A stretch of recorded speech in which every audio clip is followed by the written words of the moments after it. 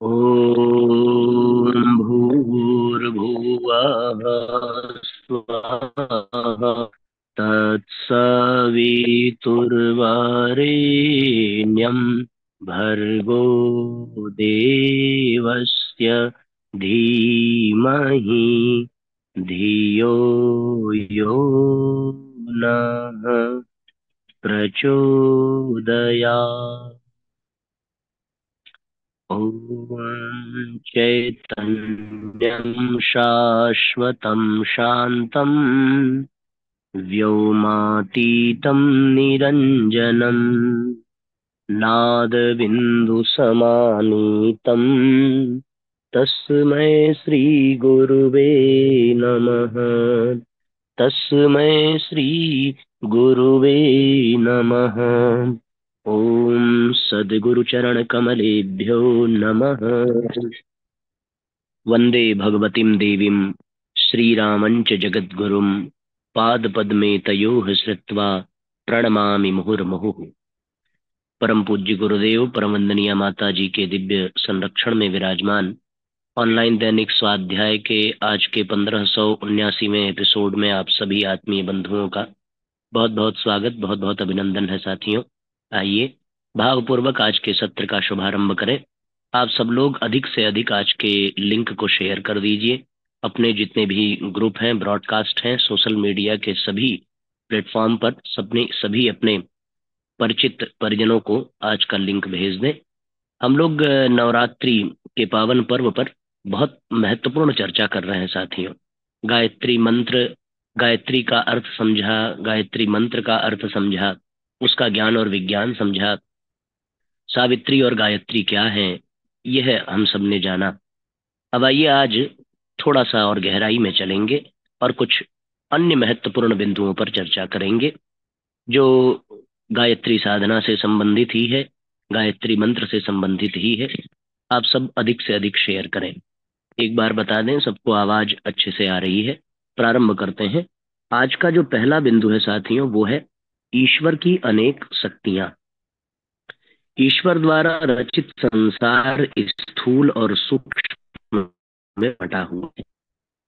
स्थूल संसार में आंखों से दिखाई पड़ने वाले अनेक पदार्थ और सर्दी गर्मी वायु ईथर परमाणु रेडियो तरंगे आदि अदृश्य होते हुए भी दृश्य के समान ही दिखने वाली अनेक शक्तियां मौजूद हैं। तो यहाँ पर साथियों स्थूल और सूक्ष्म दो संसार की बात कही जा रही है।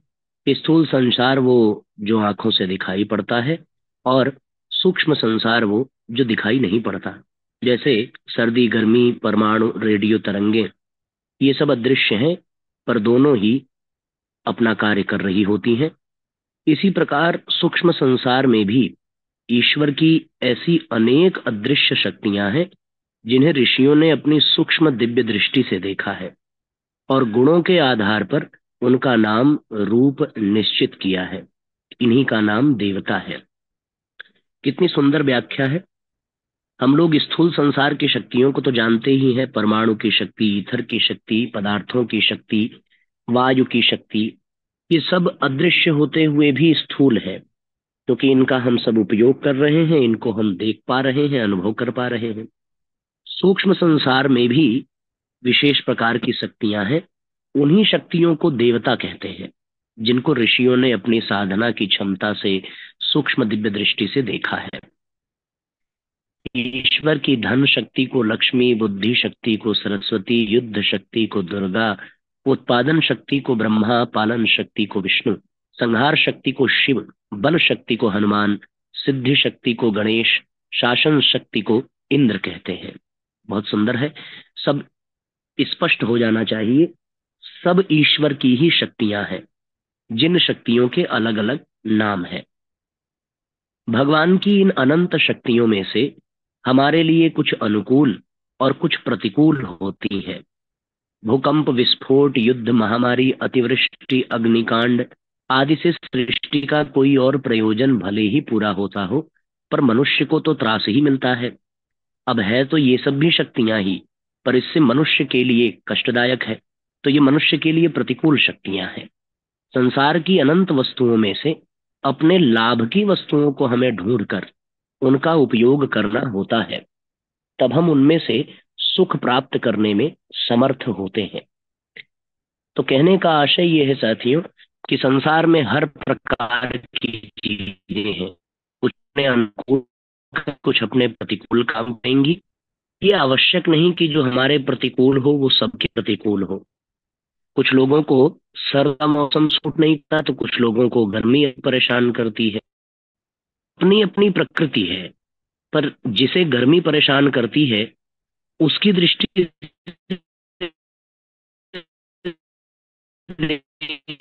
देखेंगे तो गर्मी बहुत, सर्दी, धूप निकलेगी ना निकले तो कितनी परेशानी होगी। उसी प्रकार सर्दी जिसे समस्या है, तो क्या सर्दी बुरी है? नहीं। यहाँ सब की स्थिति वो समान ही है। किसी के लिए कुछ अनुकूल है तो किसी के लिए कुछ प्रतिकूल है। बस यही स्थिति है दोनों ही शक्तियां भगवान की ही, दोनों ही अपने अपने स्थान पर उपयोगी हैं। किसी को तुच्छ नहीं कहा जा सकता, किसी को उपयोगी नहीं कहा जा सकता। हाँ, जिससे हमें अधिक लाभ मिलता है वो हमारे लिए कल्याणकारी है, तो वो हमारे हित में अच्छी लगती है। अब अपने हित की जो शक्तियां हैं, जिनसे हम अपना कल्याण कर सकते हैं, अपना विकास कर सकते हैं, आगे बढ़ सकते हैं, उन शक्तियों से हम संपर्क कैसे करें, ये आवश्यक है। ये जान तो लिया कि भाई ये शक्तियां हैं, देवताओं की शक्तियां हैं। अब उन दैवीय शक्तियों से संपर्क जब तक हम करना नहीं सीखेंगे, तब तक हमें उन शक्तियों का लाभ भी तो नहीं मिलेगा। स्थूल वस्तुओं की सहायता से स्थूल वस्तुएं प्राप्त करने की विधि को सब लोग जानते हैं। हाथ से कलम पकड़ना, परिश्रम से पैसा कमाना, रुपए से वस्तुएं खरीदना, ये सबको पता है, क्योंकि हम लोग स्थूल शरीर के भाव में ही जीवित रहते हैं।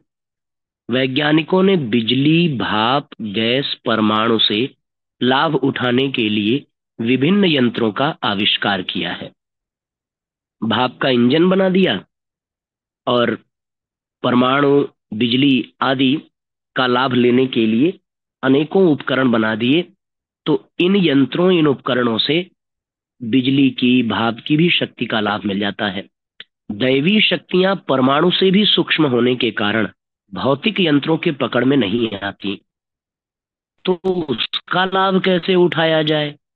ऋषियों ने देखा कि सूक्ष्म शक्तियां और मनुष्य की आत्मा एक ही प्रकार की है। उन्होंने हजारों वर्षों तक इस पर शोध किया और ऐसे तरीके खोज निकाले जिनसे हम अपनी आंतरिक सत्ता को ऐसी योग्यताओं और विशेषताओं में ढाल सकते हैं, उन सूक्ष्म शक्तियों के साथ संबंध स्थापित कर सकें। इस विधि व्यवस्था को आध्यात्मिक भाषा में साधना कहते हैं। तो साथियों, स्पष्ट हो रहा है ना? स्थूल सामान देने के बदले स्थूल सामग्री मिल जाती है। भौतिक यंत्र और उपकरणों से कुछ सूक्ष्म शक्तियों का, भाप, बिजली इत्यादि का, वायु की शक्ति का, हम सूर्य की शक्ति का उपयोग कर लेते हैं, सोलर सिस्टम से सूर्य की शक्ति का। तो अब ये जो दैवी शक्ति है, ये कहते हैं कि परमाणु से भी अधिक सूक्ष्म है और ये बिल्कुल हमारे आत्मा के समान ही है। दोनों का स्वरूप एक जैसा है। इस दैवी शक्ति के साथ संबंध स्थापित कर उनसे लाभ लेने की प्रक्रिया को साधना कहते हैं आध्यात्मिक भाषा में। गायत्री के 24 अक्षरों को आपस में इस प्रकार से जोड़ा गया है कि उनके उच्चारण से जिह्वा, मुख, कंठ, तालु से जुड़ी हुई अनेक सूक्ष्म नाड़ियां क्रमबद्ध प्रकार से स्थित होती हैं। इससे हमारे शरीर में स्थित यौगिक केंद्र, ऊर्जा के केंद्र जागृत हो जाते हैं और हमारी अंतः भूमि में एक चुंबकीय शक्ति उत्पन्न कर देते हैं। यही चुंबकीय शक्ति ईश्वर की गायत्री शक्ति को आकर्षित करती है। यह एक प्रक्रिया है, ये चुंबकीय शक्ति। कैसे ये चुंबकीय शक्ति हमारे भीतर आ रही है? कौन उन चुंबकीय शक्तियों को उत्पन्न कर रहा है? ये देखिए, ये जिह्वा, मुख, कंठ, तालु, इनसे जुड़ी हुई जो सूक्ष्म नाड़ियां हैं, इन नाड़ियों में एक वाइब्रेशन पैदा होती है। गायत्री मंत्र के अक्षरों को बोलने से। उन अक्षरों को इस प्रकार से सजाया गया है, समुचित किया गया है कि उसे लयबद्ध, तालबद्ध, क्रमबद्ध तरीके से बार बार बोला जाएगा तो हमारे भीतर के कंठ, तालु, मुख, जिह्वा के द्वारा जितनी भी सूक्ष्म नाड़ियां हैं उनमें एक वाइब्रेशन, एक तरंग पैदा होती है। वो तरंग ही चुंबकीय शक्ति के रूप में विकसित होकर के हमारे भीतर गायत्री शक्ति को आकर्षित करती है और उसको आकर्षित करके हमें उसका लाभ मिलता है। अब ईश्वरीय शक्तियों में गायत्री की महत्ता को हमें समझने की आवश्यकता है। ये क्या है? जैसे सब पशुओं में गाय, सब नदियों में गंगा, सब औषधियों में तुलसी हमारे लिए विशेष लाभदायक है, वैसे ही ईश्वर की गुप्त दैवी शक्तियों में गायत्री शक्ति मनुष्य जाति के लिए सबसे अधिक उपयोगी है। बहुत क्रमबद्ध तरीके से साथियों हम लोग इन बातों को समझ रहे हैं। किसी के मन में यदि जरा सा भी कोई संशय, कोई प्रश्न हो तो आप बता सकते हैं। भारतीय मनीषियों ने विभिन्न शक्तियों को देवताओं के रूप में देखा है। यह देवता उस एक ही परम शक्ति की किरणें हैं जिसे गायत्री कहा जाता है। जैसे जलते हुए अग्निकुंड की अग्नि से अनेक चिंगारियां उछलती हैं, उसी प्रकार गायत्री की शक्ति से अनेक देवता उत्पन्न होते हैं। दूसरे शब्दों में कहें तो संपूर्ण देवताओं की सम्मिलित शक्ति ही गायत्री है। बस आप ऐसे समझ लीजिए, ये कितनी सटीक और कितनी स्पष्ट बात है। गायत्री को त्रिपदा कही जाती है। गायत्री का ज्ञानमयी अदृश्य चेतना है जिसमें ह्रीम श्रीम क्लीम, ह्रीम अर्थात सात्विकता, शांति, आनंद का प्रधान अंश, श्रीम अर्थात धन, वैभव, पद, प्रतिष्ठा, भोग, ऐश्वर्य का अंश, क्लीम अर्थात स्वास्थ्य, बल, साहस, पराक्रम, पुरुषार्थ, तेज, इन तीन विशेषताओं वाली त्रिगुणात्मक ईश्वरीय शक्ति ही गायत्री है। गायत्री साधना एक वैज्ञानिक पद्धति है जिसके द्वारा ईश्वर की ह्रीम श्रीम क्लीम ज्ञान, वैभव और बल की सम्मिलित शक्ति को आकर्षित करके अपने में धारण कर सकते हैं और उसके आधार पर आत्मबल की रक्षा और अभिवृद्धि का लाभ मिलता है और जीवन में अनेक मानसिक एवं शारीरिक आनंदों का उपभोग कर सकते हैं। कितनी महत्वपूर्ण बात है। यानी एक अगर गायत्री साधना को वैज्ञानिक पद्धति के साथ जागृत कर लिया जाए तो उसमें सारी शक्तियां अपने आप उभर करके आ जाती हैं और सब कुछ उसमें स्पष्ट हो जाता है। बस बात बन जाती है। तो आप इसको ऐसे ही समझें तो ये प्रतीत होगा कि सब शक्तियों में जो सर्वोपरि शक्ति है साथियों, वो शक्ति गायत्री की है। इस एक शक्ति के जागरण से ह्रीम तत्व यानी सुख, शांति, आनंद, सात्विकता, अध्यात्म, ह्रीम तत्व के साथ श्रीम तत्व धन, वैभव, पद, प्रतिष्ठा और क्लीम तत्व स्वास्थ्य, बल, साहस, पराक्रम सबका सब प्राप्त होता चला जाता है। इसीलिए गायत्री शक्ति जो है सब शक्तियों में विशेष महत्व रखती है। संसार में शक्ति का महत्व, शक्ति का महत्व क्या है ये भी तो समझने की आवश्यकता है। संसार में जितना भी वैभव, उल्लास दिखाई पड़ता है उसे प्राप्त करने का आधार एकमात्र शक्ति ही है। बिना शक्ति के कोई भी कभी भी कोई भी लाभ प्राप्त नहीं कर सकता। संसार में जितनी भी चीजें हैं शक्तिशाली व्यक्ति ही पाता है। शरीर शक्तिशाली हो तो उस शारीरिक बल से कड़ी मेहनत करके अधिक कमाना, विषय भोगों का सुख प्राप्त करना, रोगों से बचे रहना, दीर्घजीवी होना आदि अनेक लाभ प्राप्त किए जा सकते हैं। आत्मिक बल तो शरीर बल से और भी अधिक महत्वपूर्ण है। मनुष्य जीवन में जितना सुख दुख है उसमें 75% मानसिक और 25% शारीरिक होता है। यश, पद, प्रतिष्ठा, नेतृत्व आदि के सुख वस्तुतः मानसिक सुख हैं, जबकि शरीर को इनसे कोई प्रत्यक्ष लाभ नहीं होता। इसी प्रकार शरीर स्वस्थ होते हुए भी शोक, वियोग, भय, चिंता, अपमान, पराजय, असफलता आदि दुख मन में रह सकते हैं। अतएव भौतिक एवं आध्यात्मिक दोनों क्षेत्रों में सफलता प्राप्त करने के लिए शक्ति का संपादन अति आवश्यक है। इसके साथ यह भी जान ही लेना चाहिए कि भौतिक जगत में पंचभूतों को प्रभावित करने तथा आध्यात्मिक जगत में विचारात्मक, भावनात्मक तथा संकल्पात्मक जितनी भी शक्तियां हैं, उन सब का मूल उद्गम एवं असीम भंडागार मात्र एक ही है, जिसे गायत्री के नाम से संबोधित किया जाता है। कितनी महत्वपूर्ण और कितनी सुंदर बात है साथियों, कि बिना शक्ति के कुछ भी संभव नहीं है। शारीरिक शक्ति, मानसिक शक्ति होगी तभी तो आप सुख दुख का भी तो सुख का लाभ ले पाएंगे। जो कमजोर है उसे स्वर्ग में भी छोड़ दिया जाए तो भी उसे आनंद नहीं होगा। और शक्ति कहाँ से मिल रही है? गायत्री से। इसके अतिरिक्त दूसरी कोई शक्ति नहीं है, क्योंकि सारी शक्तियों का समुच्चय गायत्री है। गायत्री से ही सब शक्तियों का सारी शक्तियां निश्रित होती हैं। तो हमें ये महत्वपूर्ण बिंदु अच्छे से ग्रहण करने की आवश्यकता है। अब आइए हम लोग जरा शुरुआत में चलें। कहाँ से हम लोगों ने प्रारंभ किया था? पहले हम लोगों ने ये जाना था कि ईश्वर की अनेक शक्तियां हैं। स्थूल संसार की शक्ति अलग है, जो दिखाई देती है, अनुभव होती है, और सूक्ष्म संसार की एक अलग शक्ति है। सूक्ष्म संसार की शक्ति जो है, उन्हीं को देवता कहते हैं। कौन सी शक्ति किस देवता के नाम से जानी जाती है, इसका वर्णन हम लोगों ने यहाँ पर सुन लिया।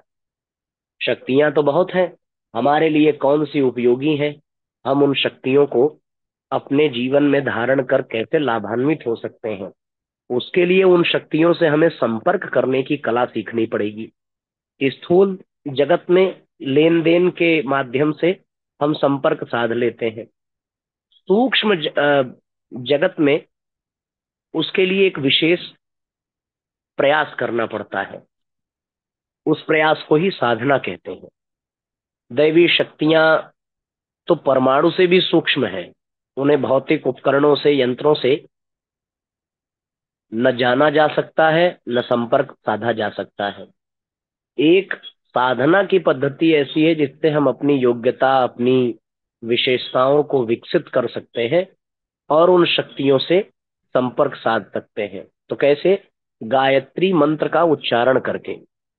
क्योंकि गायत्री मंत्र का उच्चारण करने से हमारे भीतर एक चुंबकीय वातावरण बन जाता है, और वो चुंबकीय वातावरण उन शक्तियों को हमारी ओर खींचता है और खींच करके हमें शक्तिशाली बना देता है। इन शक्तियों में गायत्री की ही विशेषता क्यों है? तो बहुत सुंदर तरीके से पता चला कि पशुओं में जैसे हैं तो सब पशु और सबकी अपनी अपनी उपयोगिता है, पर विशेष महिमा गाय की है। नदियों में सब नदियां पवित्र हैं, मां समान है, पर सब नदियों में गंगा सर्वश्रेष्ठ है। औषधियों में तुलसी विशेष लाभदायक है। उसी प्रकार सब दैवी शक्तियों में गायत्री शक्ति ही सबसे सर्वोपरि है। इसलिए हम सबको इस पर विचार करने की आवश्यकता पड़ रही है। यहां कहते हैं, भारतीय मनीषियों ने विभिन्न शक्तियों को देवताओं के रूप में देखा है। यह देवता एक ही परम शक्ति की किरणें हैं, जिसे गायत्री कहा जाए। जैसे जलते हुए अग्निकुंड की अग्नि से अनेक चिंगारी उछलती है, उसी प्रकार गायत्री शक्ति अग्निकुंड है और अनेक चिंगारियां जो है सब दैवीय तत्व है। इसमें रीम श्रीम क्लीम के अंतर्गत सब शक्तियों को विभाजित कर दिया गया है, और उसके पश्चात गायत्री साधना को वैज्ञानिक पद्धति से अपने शरीर में आकर्षित करके उन शक्तियों से अपने आत्मबल को, अपने मनोबल को बढ़ाया जा सकता है, और जीवन में अनेकों प्रकार के मानसिक सांसारिक आनंदों का उपभोग हम कर सकते हैं। तो इन शक्तियों की जरूरत क्यों है? क्योंकि जरूरत इसलिए है क्योंकि हम कुछ भी चाहेंगे तो वो मिलता उन्हीं को है जो योग्य होते हैं, जो काबिल होते हैं। और काबिल उसी को कहेंगे भैया जो शक्तिशाली हो। शक्तिशाली जो होता है वही काबिल बन पाता है। इसलिए इन शक्तियों की आवश्यकता है।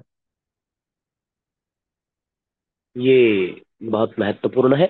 अब आइए हम लोग आज के सत्र को विश्राम करते हैं, गायत्री मंत्र साथ साथ बोलेंगे।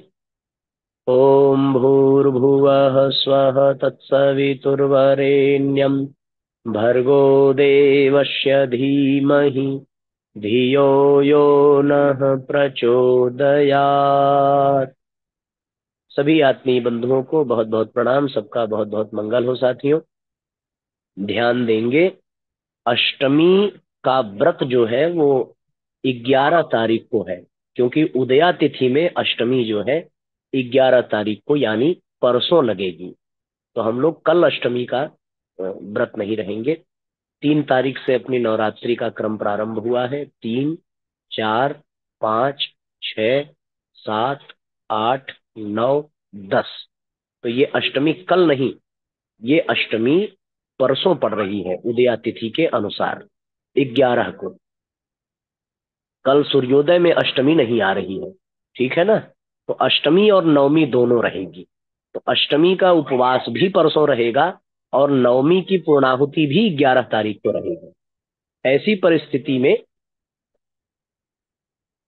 अब ये प्रश्न है कि नवमी की पूर्णाहुति, जैसे आप लोगों ने कलश स्थापना घट स्थापना की थी ऑनलाइन, तो पूर्णाहुति भी हम कराएंगे, पर सवेरे के समय में नहीं करा पाएंगे, क्योंकि कल रात्रि हम लोग यहाँ कार्यक्रम संपन्न करके 11 बजे चलेंगे और वाराणसी पहुंचते पहुंचते हमें 12-1 बज जाएगा।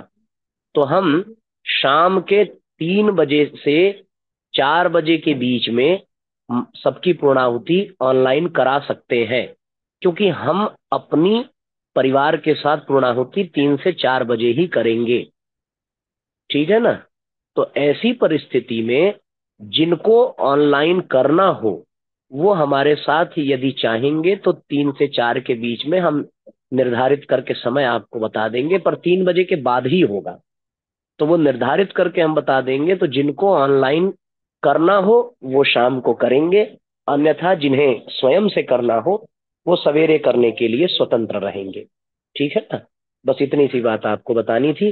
जैसा भी होगा आप सब लोग चैट बॉक्स में नहीं, आप सब लोग जो है यहाँ तो लिख करके बता ही देंगे। जिनको शाम को पूर्णाहुति करनी हो वो हमारे देव परिवार ग्रुप में भी हमें जरूर बता देंगे, ताकि हम उनको सूचीबद्ध कर सकें और फिर जूम ऐप पर उनको जोड़ सकें, ठीक है ना। सबको बहुत बहुत मंगल कामना, बहुत बहुत शुभकामना। आप लोगों की साधना चल रही होगी बहुत अच्छे से। धन्यवाद करते हुए आज के सत्र को विश्राम देते हैं। जय राम जी की शुभ रात्रि।